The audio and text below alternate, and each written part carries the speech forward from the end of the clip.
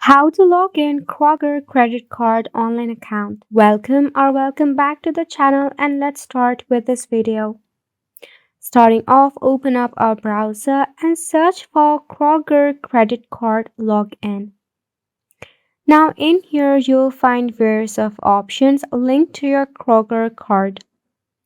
Now you have to select the first option, that is Kroger Rewards.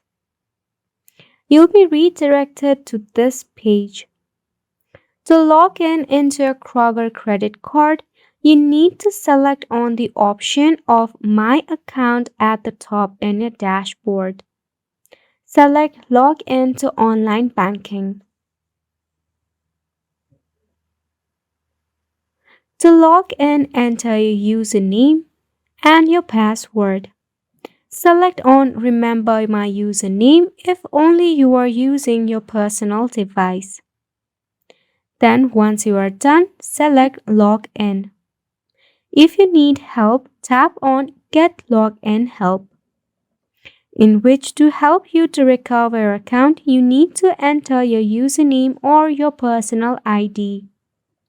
Kroger will help to identify your account and help you to recover it by entering a new credential or just helping you to recover your existing one.